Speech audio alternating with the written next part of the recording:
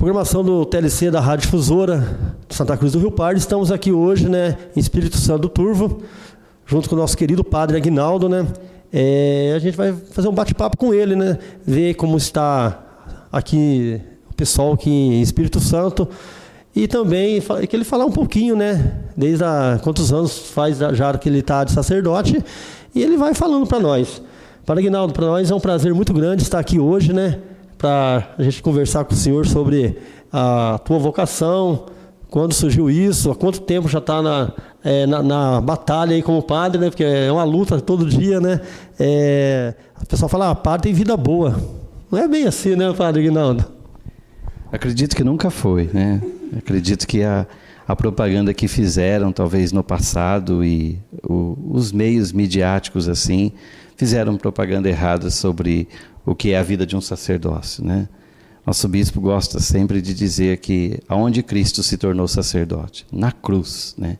Ali ele é sacerdote, ele é o altar e ele é a vítima. E a vida de um padre tem que se identificar com isso, configurar Cristo na cruz. A minha vocação é de infância, né? Primeiro eu gostaria de saudar a todos os que estão nos ouvindo, que estão nos vendo também, aqui pela Difusora e pelo esse programa do TLC. Eu também sou TLCista, então estou aqui entre amigos também. E a minha vocação é desde a infância, né? Desde pequeno eu penso em ser sacerdote, só que eu tenho o incrível defeito de pensar demais. Então eu fiquei pensando dos 8 aos 33 anos. Olha quanto tempo, né? Demora para pensar. Então, e Jesus ficou tendo paciência comigo, né? Esse atraso foi por diversos motivos, né? Eu não queria ser levado por nenhuma empolgação exterior, sabe? Não queria, assim, colocar a base do meu sacerdócio em nada que fosse externo. E a gente sabe que isso pode acontecer. As vestes, né? O status, administrar aqui, cuidar ali, ser conhecido, microfone, né? O padre é alguém que sempre está com o microfone na mão, e isso às vezes também pode ser um engano para alguns que falam, olha, eu quero ser padre porque sempre eu vou estar falando, né? Sempre eu vou estar ali pregando a palavra, ensinando, tudo mais. Mas as coisas não são assim, né? A vida de um padre, ela se resume muito no dia a dia, mesmo no comum do dia a dia. E então, por muitos motivos, dificuldades que eu encontrei, de confronto mesmo, eu e Deus em oração, mesmo tendo vocação desde pequeno, eu só fui concretizar isso quando eu não pude mais resistir mesmo ao chamado de Deus com 33 anos. Entrei no seminário com 33 anos, fui ordenado diácono e logo em seguida, um ano depois, sacerdote. Com 41 anos, né, eu já era sacerdote, estou completando agora 4 anos de padre, né? Completei no último dia 30 de dezembro de 2017, completei 4 anos de sacerdócio. Isso é muito importante, né? E também, já nesses 4 anos, muitas coisas aconteceram, né? Durante depois que você foi ordenado a sacerdote, foi a primeira igreja que assumiu, foi aqui em Espírito Santo, ou você passou por outras antes de vir para cá? Então, eu vim para cá antes de ser padre, antes de ser diácono, eu vim para cá como seminarista, né? Deus tem os seus caminhos, né? Vou citar aqui um sacerdote que é muito conhecido pelo TLC de toda a diocese e também pela arquidiocese, Padre Urbano, né? Padre Urbano, que sempre acompanhou o TLC nas confissões e às vezes estava junto com o pessoal, né? Por causa da sua disponibilidade, em 2010 eu ainda era seminarista, estava cursando teologia, e aí então o seminário me designou que eu fosse fazer a minha experiência pastoral aqui em Espírito Santo, para ajudar o Padre Urbano. Como eu era o seminarista mais velho, e aí também tinha assim, uma certa experiência, né, de estar falando, seja na reflexão da palavra, ou estando junto com as pessoas. Então daí disseram, né, olha, o Padre Urbano vai lá em Espírito Santo todo fim de semana, e você vai acompanhá-lo. quem estava aqui, né, em Espírito Santo, inclusive nesta casa aqui, que é a casa paroquial, eram as irmãs da Beata Imelda, as irmãs dominicanas, né, ali de Santa Cruz. Então elas ficavam a semana toda e o Padre Urbano vinha no fim de semana. Em 2010 eu comecei a vir, só que teve um fim de semana, fui conversar com o Padre Urbano, falei: Padre Urbano, fui designado para ajudá-lo, já o conhecia. Ô filho, que bom, né? Esse fim de semana eu não vou, então você vai, eu não estarei. E eu vim um fim de semana então sem ele. Me apresentei às irmãs, ajudei. No outro fim de semana ele veio. Daí foi o fim de semana, o único fim de semana que eu passei com ele aqui, foi o fim de semana que ele faleceu. A última missa, né, que o Padre Urbano celebrou antes de falecer foi comigo, né, numa comunidade rural que eu hoje atendo, à luz de velas, porque acabou a força. E foi assim algo muito interessante, porque ele começou a falar do céu. Era uma missa de 7º dia de uma pessoa da comunidade, e ele começou ali a falar do céu, a força acabou, né? A gente teve que terminar o resto da missa, tudo à luz de vela. Terminando, ele veio para a casa paroquial, e daí nós dividimos o mesmo quarto naquela noite, e ele conversou comigo antes de dormir, disse, né: ó filho, você me desculpa, eu, né, alguma coisa, e falou, você vai ser sacerdote, começou a falar dos seminaristas. No domingo de manhã, veio um outro sacerdote celebrar uma missa aqui, e aí ele disse: olha, como esse padre está aqui, eu vou para Chavantes, para poder passar um tempo com a minha família, e vou lá ver as irmãs também. Celebro com as irmãs, acho que do lado do asilo em Chavantes. E aí o Padre Urbano foi para lá, e eu fiquei aqui até 5 horas da tarde, que eu pegava o último ônibus para ir para Santa Cruz e depois para Ourinhos. E quando eu peguei o ônibus, eu estou saindo daqui do ônibus, alguém me liga e diz que ele faleceu lá por volta das 2, 3 horas da tarde em Chavantes. Isso em 2010. Aí eu cheguei até o seminário, até o bispo, meu reitor, falei: e agora, né? Não tem padre, e eu preciso fazer uma experiência pastoral. E eles disseram: continua indo, porque agora a comunidade precisa mais ainda. E eu comecei a vir aí sozinho, né? Não tinha sacerdote. Logo chegaram os padres mexicanos, né? Os primeiros padres mexicanos, e como eles iam morar em Santa Cruz, aí começaram a atender também Espírito Santo. E eu continuei vindo, e eles vinham só no fim de semana também, só para as missas, né? E voltavam. Eu chegava no sábado cedo e ia no domingo à tarde embora com eles. Me lembro que em 2010, quando eu me despedi aqui da comunidade, ali na igreja eu disse, né: eu vou rezar a Deus para que nunca falte um sacerdote atrás deste altar. Todas as comunidades que eu já passei, eu sempre fiz isso. Uma prece para que as pessoas nunca fiquem sem um padre atrás do altar, né? E aí me despedi deles e fui. Depois, em 2012, fui ordenado diácono, fui designado para ir lá para Salto Grande, ajudar o Padre Alex, né? Padre Alex, que é conhecido aí de muitos TLCistas, indiano, recém-chegado. O bispo disse, né: olha, vocês vão se ajudar um pouco na linguagem litúrgica, na leitura dos textos, né, dos livros, no rito da missa, e ajudava ele assim com os sacramentos. Mas quando foi às vésperas da festa de Pentecostes de 2013, aí o bispo me chamou e disse que o padre aqui de Espírito Santo iria ser transferido, né, ia para o México, e ia ficar sem padre aqui, então que eu precisava vir para cá para ajudar a comunidade, mesmo como diácono, porque eles iam ficar sem ninguém. Então aí eu vim para cá pensando, né, puxa, já passei aqui em 2010, né? Já passei aqui em 2010. O que Deus quer dizer? E vim então em 2013 como diácono, né? Em 1º de junho de 2013 foi que eu comecei a assumir mesmo a comunidade.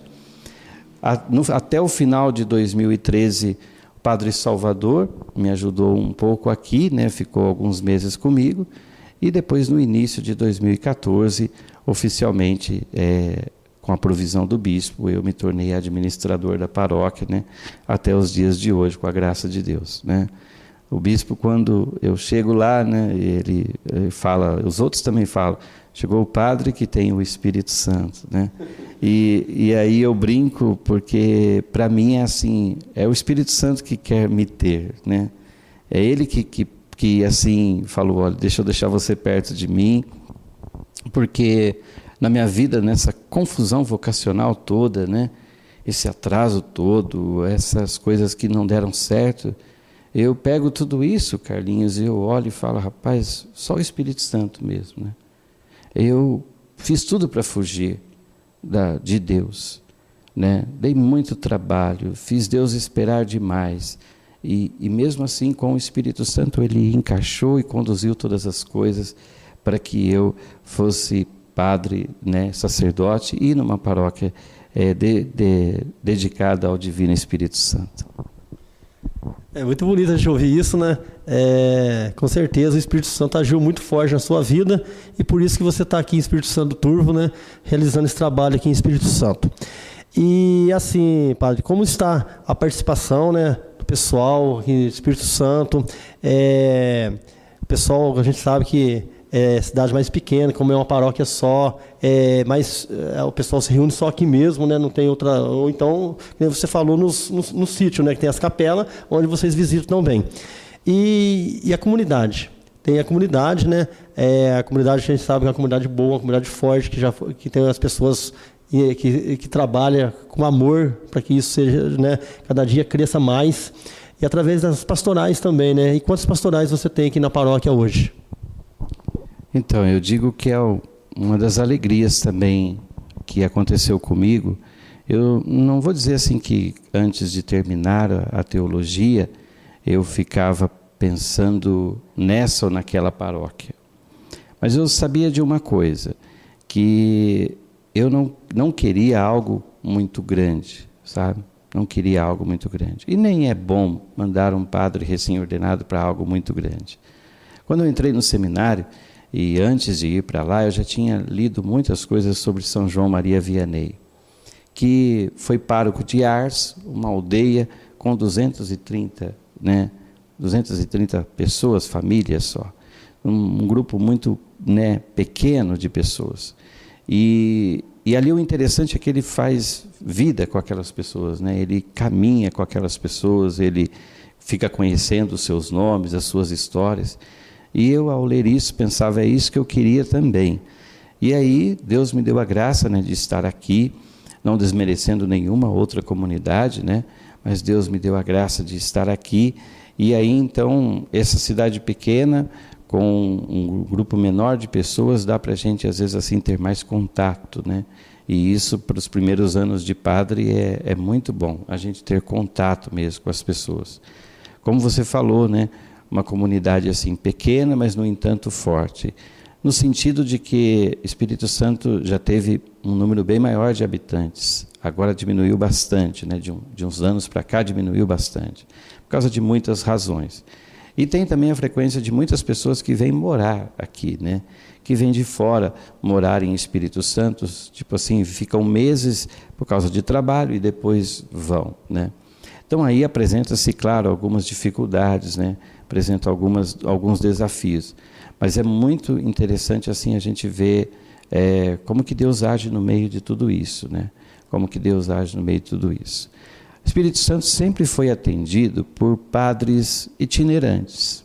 Ou seja, não tiveram um padre que morasse aqui e que fosse, assim, vamos dizer, diocesano, que estivesse assim ligado à diocese. Foram religiosos, né, religiosos que vinham e atendiam, ou alguns que moraram. Temos hoje aí o padre Ferdinando, que está lá na Itália, de vez em quando manda um alô para a gente. E depois tem os padres diocesanos que eram párocos ali em Santa Cruz e administravam o Espírito Santo. Mas daí não moravam aqui, né? Essa casa nem tinha antes das irmãs dominicanas virem.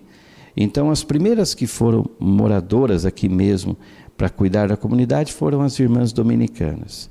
Depois, seguido delas, os padres continuaram atendendo, né, mas apenas no fim de semana ou durante a semana, e depois é que vieram os padres mexicanos que moraram, mas mesmo assim eram religiosos. Eu sou o primeiro padre diocesano a morar, né, na cidade, a morar na casa paroquial e a cuidar só daqui, né, administrar só aqui. Então isso já começa a causar uma diferença, né? Uma diferença porque eu estou aqui na segunda, na terça, na quarta, né, na quinta, então só tem eu para ver, né? Só tem eu para ver. É a única paróquia. Então as pessoas ou vêm na paróquia ou acabam tendo que ir em outra cidade, né? Então os nossos horários de missa, se porventura não aborda aquilo, a necessidade que a pessoa tem, ela vai. E as comunidades rurais, a gente tem uma boa gama de pessoas ainda espalhada nas comunidades rurais, e aí eu tenho que atender, né? Quando a minha vinda em 2010, como seminarista e depois diácono e agora sacerdote, foi sempre com esse interesse. Inclusive eu relatava ao bispo numa carta, quando vim para cá, que eu tinha a intenção de religar novamente Espírito Santo à diocese, né? Porque isso é muito importante, né? É muito importante. A diocese tem todo um aparato de pastorais, movimentos e cursos e formações que às vezes aqui estava um pouco desligado, né? Então agora a gente já começou, né? O grupo de oração da nossa paróquia está totalmente ligado, né, à renovação carismática diocesana. Nós temos a pastoral da sobriedade, que está ligada também à diocesana. O que eu friso para esses movimentos é assim: olha, vocês estão debaixo de uma graça de coordenação.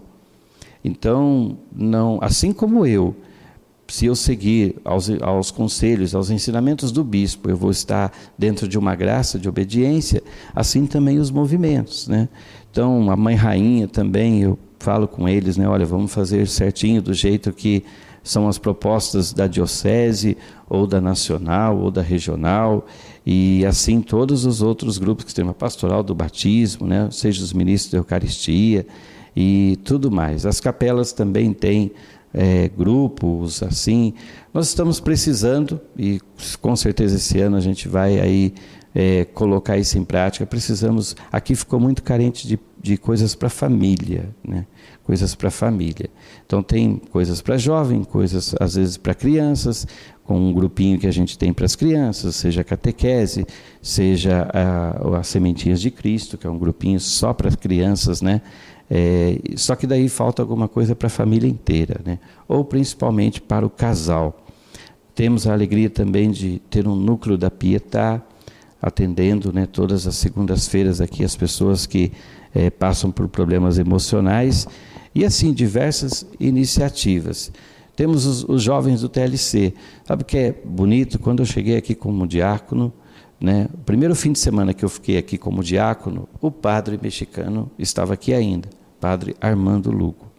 E aí aconteceu uma coisa assim, né? Era sábado, ele tinha a missa em outro lugar, e os jovens iam fazer uma reunião à noite na sala de catequese. E daí eu guardo essa cena até hoje, porque todas as vezes que eu estou com o Santíssimo e com os jovens, eu lembro daquele dia, né? Os jovens iam fazer a reunião e o padre ia para a missa. E tinha missa no domingo também. No sábado eu já tinha participado da missa. Falei: padre, o senhor se importa se eu ficar? E ele disse: mas por quê? Eu falei: olha, porque os jovens querem fazer um momento com o Santíssimo, eu sou diácono, eu posso fazer essa exposição, eu posso rezar com eles e depois recolher o Santíssimo. Se eu for com o senhor, eles talvez vão ficar, o ministro não vai fazer isso, né? E eu não sei como vai ser. Falou: fica. Então daí, meu primeiro momento aqui como diácono com os jovens foi com o Santíssimo Sacramento exposto, né? E a gente se reuniu ali na sala de catequese. Eu me lembro que naquele dia eu disse para eles, né? Olha, Deus está dando para nós uma vertente, né? Um sinal de que aqui os jovens têm que se colocar diante do Senhor, né? Se colocar diante do Santíssimo. Então a gente tem aqui também, com muita alegria, o movimento do TLC, né? Com diversas pessoas que já fizeram, diversas pessoas que estão participando. É claro, como em toda e qualquer paróquia, né? os jovens estão sendo pegos com redes pelas armadilhas do inimigo. E aí acontece às vezes de a igreja ir catando o resto dos peixes que sobraram. Tá? O inimigo passa a rede antes, né? Com tantos convites, né? Com tantas luzes, tantos brilhos, tudo encanta o jovem, né? E aí a igreja às vezes vem atrás recolhendo os peixes que sobraram.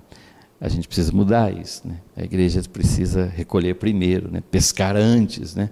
Como diz o padre Zezinho, é preciso pescar diferente, que o povo já sente, né, que o tempo chegou. Verdade. É muito bonito a gente ouvir de você, Padre Aguinaldo. Realmente, o que tá ficando só sobra, né? Só sobra. Então, nem você falou, a igreja tem que passar a rede na frente, para poder pegar esse jovem antes que o mundo pegue. Isso é muito importante a gente ouvir no sacerdote isso. Também, né, esse ano que passou, 2017, a gente viveu o ano mariano, né? Agora a gente está vivendo o ano do laicato, né? Então, fala um pouquinho desse ano para nós que a gente está começando, né? 2018, esse ano que a gente vai vivenciar aí. Então, até gostaria de agradecer, né, ao programa do TLC, a você, Carlinhos, ao Daniel e a toda a equipe, porque eu tive a oportunidade de, né, nesse ano mariano do ano passado, gravar ali respondendo as perguntas, né? Estava ficando meio apertado, porque as perguntas estavam... Falei, nossa, vou precisar estudar mais, porque as perguntas estavam sendo assim, bem afloradas, né? E eu brincava com o pessoal, falei, eu sou o único padre que o meu 1 minuto dura 5, né? Porque era assim, minuto mariano, mandava o áudio para o Daniel, 6 minutos, né? Eu brincava com as pessoas, falei, o meu minuto dura 6 minutos. Mas é que, para falar de Maria, não dava para responder certas coisas em 1 minuto, né? E este ano do laicato, eu acredito assim, uma inspiração de Deus mesmo para a igreja. Um dia um catequizando veio se confessar, e aí ele disse, padre, antes da confissão, o senhor poderia responder uma dúvida minha? Falei, claro.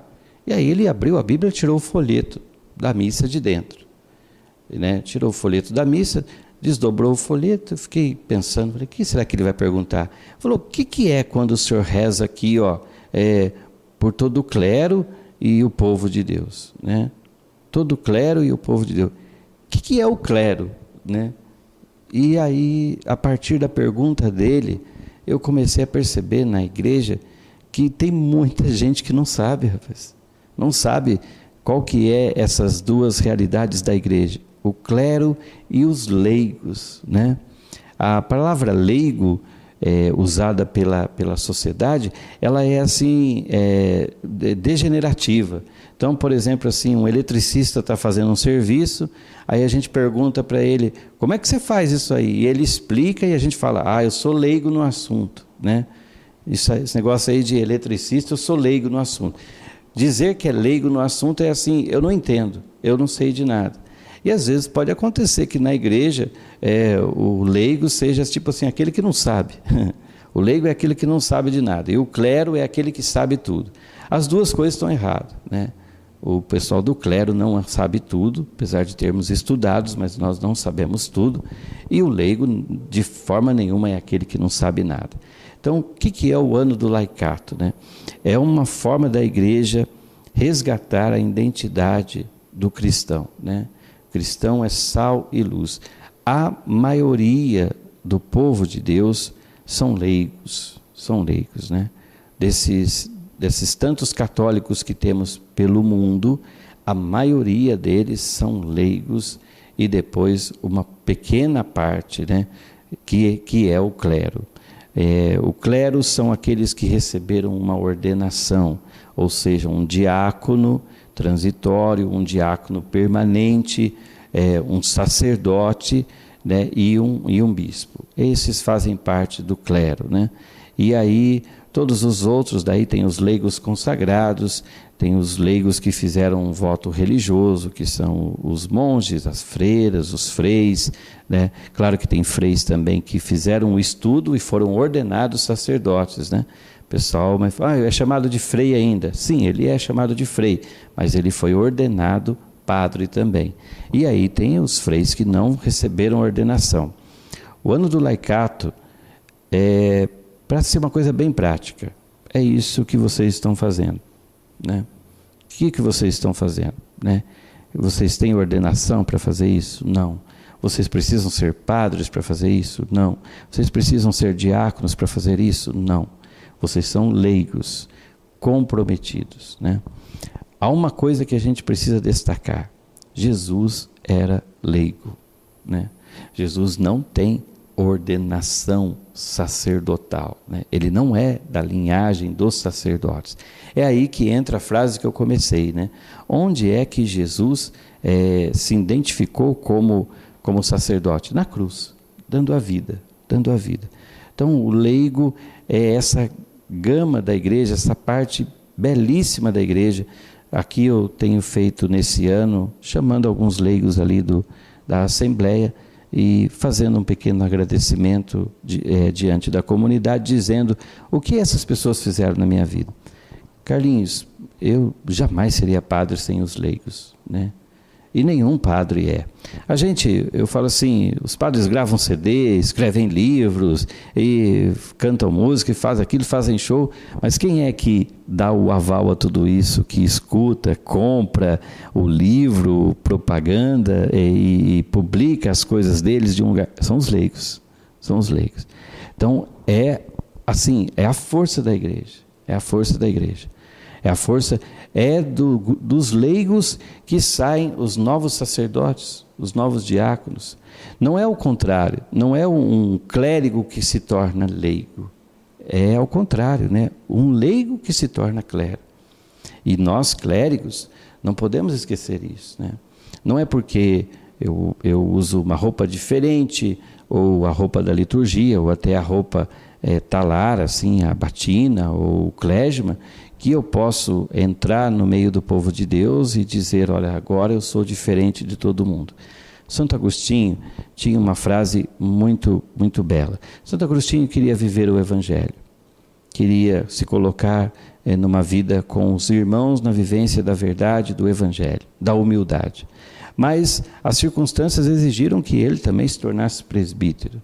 E depois que Santo Ambrósio, né, o ensinou tantas coisas, né, até responsável pela sua conversão, a sabedoria de Santo Agostinho foi tão grande que ele foi aclamado bispo, né, não foi nem bem eleito, né?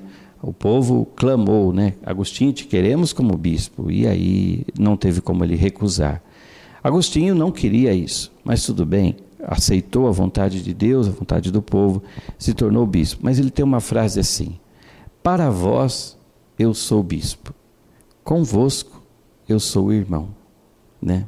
Para vós eu sou bispo, quer dizer, naquilo que vocês precisam de mim como bispo, com a autoridade, com os sacramentos, com as decisões, coordenações, eu sou bispo. Mas quando eu estou convosco, eu sou irmão, né? Eu sou irmão. E o clero e a parte clero da igreja e a parte leigo da igreja precisava viver essa realidade, né? Para vós aqui, eu sou sacerdote, né? Padre, nos dê uma bênção. Padre, grava uma coisa na rádio para nós. Padre, nos responde uma coisa, nos dê uma orientação. Eu sou sacerdote, constituído para isso, ordenado para isso. Mas convosco eu preciso ser irmão. Convosco eu preciso, né? O meu professor, um dos professores meus de liturgia e de moral, o de moral também falou isso, o de liturgia falou, quando vocês forem começar uma homilia, por favor, não digam assim, excelentíssimo bispo, reverendíssimos padres, não sei o quê, e saúda eles e depois fala, e amado povo de Deus. Como se estivesse separando dois grupos, assim, né? O grupo do clero fosse uma separação do grupo dos leigos. Ele falava assim, ó, que tal vocês disserem assim, né?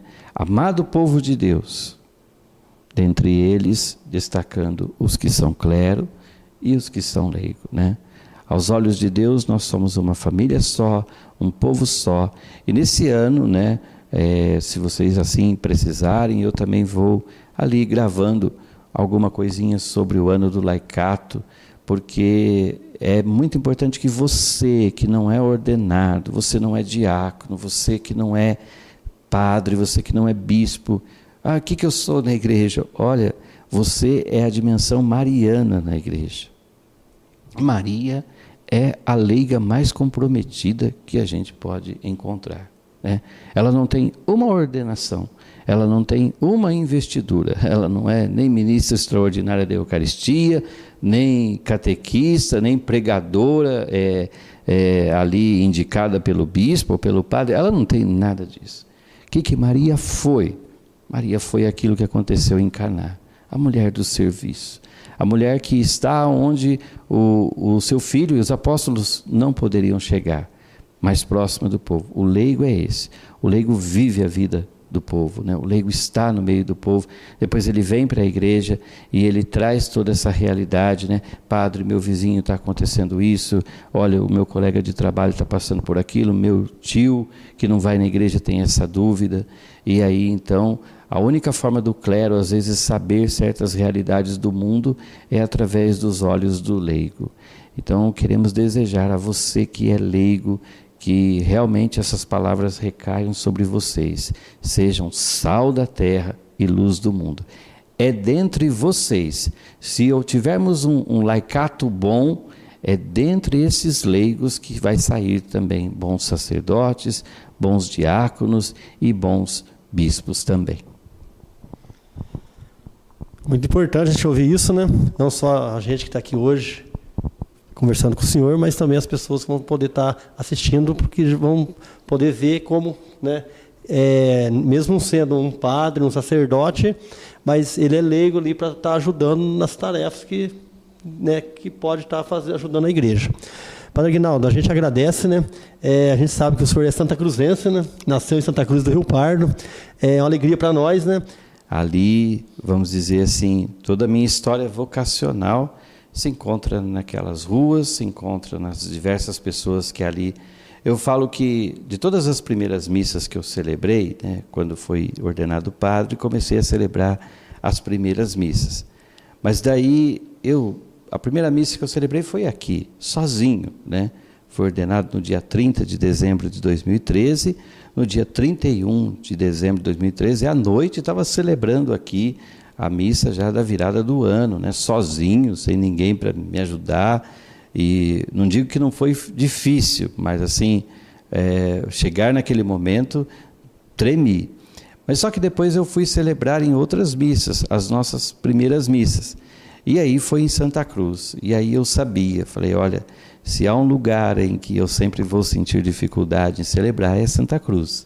A dificuldade é o seguinte, né? Isso já aconteceu com frequência. Eu estou lá no altar e de repente eu lanço os meus olhos e encontro alguém que deu canelada comigo no jogo de futebol. Ou encontro alguém que, né, passou uma tarde inteira comigo jogando basquete. Ou encontro alguém que, né, jogava sinuca. O outro que nadava comigo. O outro que falou, eu conheci você no tempo que você fazia isso. Então, é difícil, mas é bonito, porque ali em Santa Cruz eu falo assim, eu estou aqui, né? Estou aqui para este povo e eles sabem quem eu sou. Não adianta eu ficar inventando história, mudando voz, mudando roupa, mudando nada, porque muita gente quando me olha, inclusive esses dias encontrei amigos de muito tempo, falam, me lembro de você, né? Assim, sou eu mesmo, né? Mas Deus tem os seus caminhos, é a minha cidade natal, a qual eu desejo que Deus derrame as suas graças e suas bênçãos, né? Recentemente aí, comemorando aniversário da cidade, né? Também rezei por todas as pessoas que eu conheço em Santa Cruz e que fizeram ali a minha história de vida, né? Para que eu sempre disse assim, que eu ficava meio preocupado com aquelas pessoas que saíram de Santa Cruz e ganharam o mundo, mas depois não queriam dizer mais que vieram dali, tá? Como se esquecer as raízes.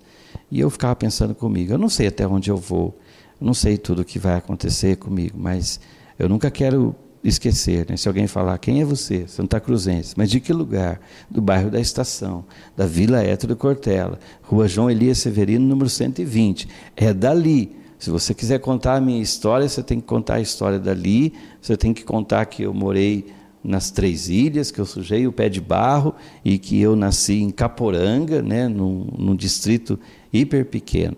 Não muda nada disso não, porque senão você estraga a minha história, né? Se quiser contar a minha história, tem que contar tudo isso aí. Padre Aguinaldo, a gente agradece, né? E o programa TLC, a Rádio Difusora, eu, Carlinhos, o Daniel de Bem, como a gente faz parte dessa programação que a gente tem na Rádio Difusora, a gente fica muito feliz de estar conversando, você falando um pouquinho de cada coisa, né, da comunidade, da sua vida, do ano laicato também, isso é muito importante. Mas para a gente finalizar agora, eu gostaria que você deixasse deixasse a bênção sobre nós, sobre aquelas pessoas que vão estar nos ouvindo amanhã pela Rádio Difusora. Ok, e antes da bênção eu queria dizer assim, como é difícil para vocês, como leigos, terem esse ato de coragem. Para um padre chegar na rádio, chegar na televisão, chegar na internet, para um padre abrir um site, um canal de YouTube, ou para um padre, né, as portas se abrem, né? As portas se abrem. E as pessoas têm o erro de achar, o padre sabe tudo, né? Então, o padre, o que ele falar na rádio está certo, o que ele falar na missa está certo, o que ele falar na televisão está certo. Difícil é o que vocês estão fazendo, como leigos. Eu já fiz isso também. Por muito tempo, eu fiz 8 anos de programa de Ave Maria como leigo, nem era seminarista. Antes de ir para o seminário, eu tinha um programa de rádio, ainda como leigo, né, que falava sobre o Espírito Santo, que era de manhã. Então, eu quero desejar a minha bênção a vocês, primeiramente, por esse ato de coragem, desse compromisso. Você está sendo sal da terra e luz do mundo pelas ondas da rádio, né, pela imagem também, e a todos vocês que nos ouvem. O Senhor esteja convosco, Ele está no meio de nós. Derrame, Senhor, suas graças e suas bênçãos sobre todos os radioouvintes, sobre todos aqueles que acompanham pela internet, aqueles que vão assistir essa entrevista, este programa depois deste dia. Que o Senhor possa abençoar as suas famílias, as famílias desses TLCistas e principalmente este programa do TLC, para que possa espalhar a tua voz, possa espalhar a tua verdade. E todos os leigos e clérigos possam acolher estas mensagens e louvar e agradecer a Deus pela intercessão da Virgem de Guadalupe. O Senhor vos abençoe, em nome do Pai, e do Filho, e do Espírito Santo. Amém. Muito obrigado, Padre Aguinaldo. Que Deus possa abençoar sempre o Senhor, né? Conte sempre com as nossas orações também. E a gente deseja que esse ano 2018 seja cheio de realizações aqui na Paróquia Espírito Santo. Muito obrigado. Eu que agradeço.